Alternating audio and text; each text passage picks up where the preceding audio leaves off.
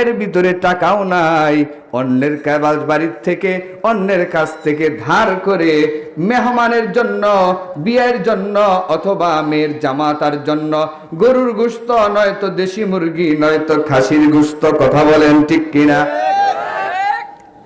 কারণ কি, শ্রমিক সারা দিন ভর কাজ করলো, তার খাবারের মান নরমাল, কিন্তু মেহমান তার কোনো ডিউটি নাই, খাবারের মান উন্নত। নাকি আপনাদের এলাকায় সিস্টেম, ধানের সিজনে বিয়াই আসছে, বিয়াইকে বলবেন বিয়াই কাজের খুব ঝামেলার ভিতরে আছি, চলেন একটু ধান খেতে যাই, ধান কাইটা দেন, বলবেন কেউ?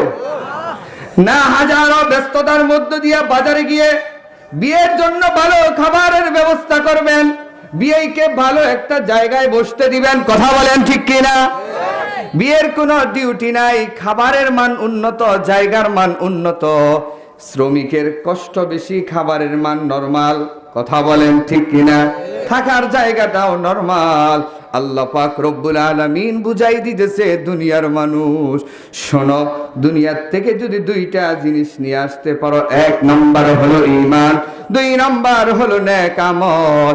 মেহমানের যেমন কোনো শ্রম নাই, মেহমানের যেমন কাজ নাই, থাকার জায়গা ভিআইপি, খাবার ভিআইপি, ঠিক তেমনি ভাবে আমি আল্লাহ পাক রব্বুল আলামিন এই দুনিয়ার মানুষ যদি ঈমান আর আমল নিয়ে আসতে পারো, তোমার কোনো কাজ নাই, তোমার খাবারের মান হবে উন্নত, থাকার জায়গাটাও হবে উন্নত। আল্লাহ পাক রব্বুল আলামিন বলে, বান্দা কাজ করতে হবে কয়টা? এক নম্বর হলো ঈমান আর আমল। অন্য আয়াতের ভিতরে আল্লাহ পাক রব্বুল আলামিন বলেন, 18তম পারা সূরা নূরের 55 নম্বর আয়াতের ভিতরে আল্লাহ পাক রব্বুল আলামিন तमाम পৃথিবীর মানুষদেরকে জানায়া দেয়, এ দুনিয়ার মানুষেরা, আজকে যে চেয়ার নিয়া ভাই ভাইকে মেরে ফেলো, যে চেয়ারের কারণে পাড়া প্রতিবেশীর সাথে ঝগড়া করো, কথা বলেন ঠিক কিনা? আজকে ক্ষমতার জন্যই তো এত কিছু। আল্লাহ পাক রব্বুল আলামিন বলে সূরা নূরের 18 নম্বর পারা 55 নম্বর আয়াতের ভিতরে আল্লাহ পাক রব্বুল আলামিন বলেন, ওয়াদাল্লাহুল্লাযীনা আমানু মিনকুম ওয়া আমিলুস সালিহাত, আল্লাহু আকবার, লা ইস্তাখলিফান্নাহুম ফিল আরদ কামা ইস্তাখলাফাল্লাযীনা মিন ক্বাবলিহিম, আল্লাহু আকবার। আল্লাহ পাক রব্বুল আলামিন বলে, ওয়াদাল্লাহ, আল্লাহ প্রতিশ্রুতি দিয়েছেন। বলুন তো দেখি, আমাদের প্রতিশ্রুতি আর আল্লাহর প্রতিশ্রুতির ভিতরে বেশ কম আছে না নাই? আমাদের প্রতিশ্রুতি নির্বাচনের আগে একরকম, পরে আবার আরেক রকম, বিপদে পড়লে একরকম, বিপদ উদ্ধার হইলে আরেক রকম, কথা বলেন ঠিক কিনা? নদী পার হওয়ার আগে একরকম, নদী যখন পার হয়ে গেছি আবার আরেক রকম, কথা বলেন ঠিক কিনা? আল্লাহ বলে, ইন্নাল্লাহা লা ইউখলিফুল মিআদ, আল্লাহ বলে, বান্দা আমি কোনোদিন প্রতিশ্রুতি ওয়াদা ভঙ্গ করি না। আল্লাহ পাক রব্বুল আলামিন প্রতিশ্রুতি দিয়েছে, বান্দা দুইটা জিনিস যদি নিয়ে আসতে পারো, লা ইস্তাখলিফান্নাহুম ফিল আরদ, আরদ মানে জমিন, এখানে দুইটা তাকিদ আনছে, একটা হচ্ছে লামে তাকিদ, আরেকটা হচ্ছে নুনে তাকিদ, দুইটা তাকিদ আইনা বলে, বান্দা এই পৃথিবীতেই তোমাকে প্রতিনিধিত্ব দিয়া দিব, সুবহানাল্লাহ, মর্যাদা তোমাকে দিয়া দিব, দুনিয়াতেই তোমাকে ক্ষমতা দিয়ে দিব। এখন বলবেন, হুজুর ঈমান আর আমল আল্লাহই যদি ক্ষমতা পাওয়া যায়, ওই যে ডোনাল্ড ট্রাম্প, মোদি, অনশন ভংশন সূচি, এদের তো ঈমান নাই, এদেরকেও তো ক্ষমতা দিয়ে রাখছে, কথা বলেন ঠিক না? কিন্তু দুই ক্ষমতার ভিতরে পার্থক্য আছে। ঈমানদারের ক্ষমতা আর বেঈমানের ক্ষমতার ভিতরে অনেক রাত দিন পার্থক্য, সুবহানাল্লাহ বলে। কেমন পার্থক্য? আল্লাহ পাক রব্বুল আলামিন বলে, যেই মানুষটার ভিতরে ঈমান হবে, আমি আল্লাহ পাক রব্বুল আলামিন তার জন্য तमाम पृथ्वीटाके अनुगत्य आईना दिब सुबहानाल्लाह। যেমন হযরতে ওমরের দিকে তাকায় দেখেন, যেই ওমর ঈমান আনার আগে এমন ছিল, তার বাবা তাকে পাঠিয়ে দিয়েছে বকরি দিয়া, মাঠের ভিতরে বকরি নিয়ে গেছে। সকালবেলা কয়টা বকরি নিয়ে গেছে, বিকালবেলা বাবার কাছে হিসাব দিতে পারতো না। একদিন এমন হয়েছে, আইছে বিকালবেলা, মাথার ভিতরে উটের নাদা দেখা যায়। এবার বাবা জিজ্ঞাসা করে, কিরে বেটা, তোমার মাথার ভিতরে নাদা কেন? ওমর ইবনুল খাত্তাব ডাক দিয়ে বলে, আব্বাজান, প্রচন্ড গরমের ভিতরে আমি রোদের ভিতরে ছায়ার জন্য উটের পিছনে আমি বসছিলাম ছায়া নেওয়ার জন্য, উট আমার মাথার ভিতরে নাদাইয়া দিছে। এবার বাবা ডাক দিয়ে বলে, হালকা করে একটা চড় দিয়ে বলে, বেটা লম্বাই হয়েছিলি, বুদ্ধি বলতে কিছুই নাই। উটের পিছনে বসলে তো নাদাই দেওয়াটাই স্বাভাবিক, কথা বলেন ঠিক কিনা? আমার ভাষা বুঝতেছেন আপনারা? নাদাই দেওয়াটাই তো স্বাভাবিক। আমাদের গ্রাম অঞ্চলে বলি এই লম্বা মানুষ একটু বেকুব হয়, কথা বলেন ঠিক কিনা? বলি না আমরা?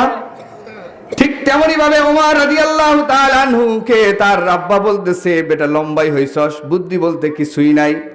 অথচ এই ওমরের ভিতরে যখন ঈমান আর আমল এসে গেছে, নামাজে দাঁড়ায় গেছে, মদিনার ভিতরে মাটি কাঁপতেছিল। সুবহানাল্লাহ।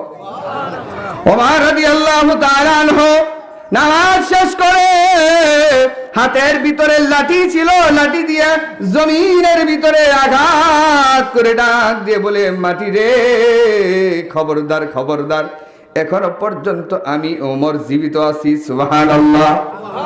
এখনো পর্যন্ত আমি ওমর জীবিত আছি। এই মাটির ভিতরে আবু বকর ঘুমানো। সুবহানাল্লাহ। এই মাটির ভিতরে তুল কায়নাত যার খাতিরে সৃষ্টি হয়েছে, বিশ্বনবী এখনো পর্যন্ত মাটিতে শুয়ে আছে। এই খবরদার, এই মাটি খবরদার, আর কিন্তু কাঁপতে পারবি না। সুবহানাল্লাহ। এই যে সেই যে লাঠির আঘাতে বন্ধ হয়ে গেছে। আমাদের বাংলাদেশে ভূমিকম্প হয়, নেপালে ভূমিকম্প হয়, তুরস্কে ভূমিকম্প হয়, বিভিন্ন দেশেই ভূমিকম্প হয়। ওই যে সেদিন থেকে বন্ধ হয়ে গেছে, কিয়ামত পর্যন্ত আর কোনোদিন ওই মাটিতে ভূমিকম্প হবে না। চিন্তা করে দেখছেন ঈমান আর আমলের দাম কি? শুধু তাই নয়, খেলাফতের মসনদে যখন হযরতে ওমর বসা, এমত অবস্থায় মিশরের গভর্নর ছিল আমর ইবনুল আস। আমর ইবনুল আসের কাছে জনগণ আইসা বলে, এ আমর ইবনুল আস, আমাদের দেশের ভিতরে আয়ের উৎস হলো কৃষি ফসল।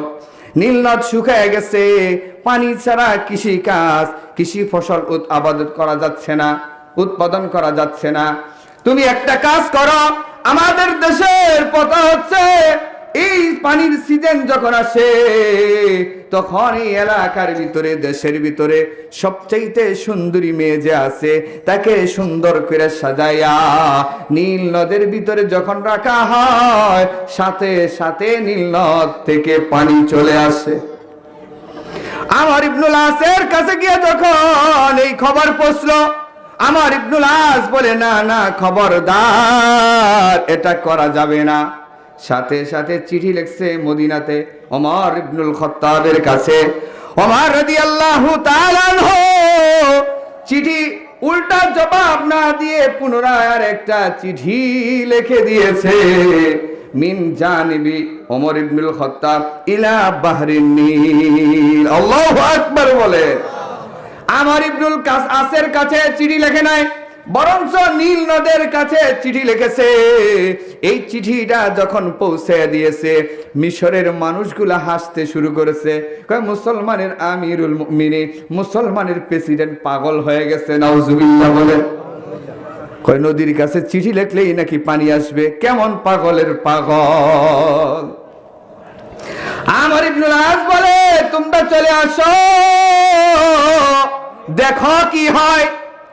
এই কথা বলে সমস্ত মানুষগুলা যখন দেখার জন্য হাজির হয়ে গেছে, আমর ইবনুল আস শুধুমাত্র চিঠিটা রাখতে দেরি হয়েছে, পানি উঠতে দেরি হয় না। সুবহানাল্লাহ। আর জোরে আওয়াজ দিয়ে বলেন। চিঠির ভিতরে লিখে দিয়েছে, এ নীলনদ শোনো, তোমাকে আল্লাহ বানাইছে মাখলুকের খেদমত করার জন্য। তুমি যদি তোমার নিজের থেকে পানি বের করে দাও প্রয়োজন নাই, যদি আল্লাহর হুকুমে পানি বের করে দাও তাহলে পানি বের করে দাও, আর যদি না বের করো তাহলে তোমার মতো নীলনদের প্রয়োজন নাই, তোমাকে আমরা ভরট করে ফেলে দিব, তোমার মতো নীলনদ আমাদের আর দরকার নাই।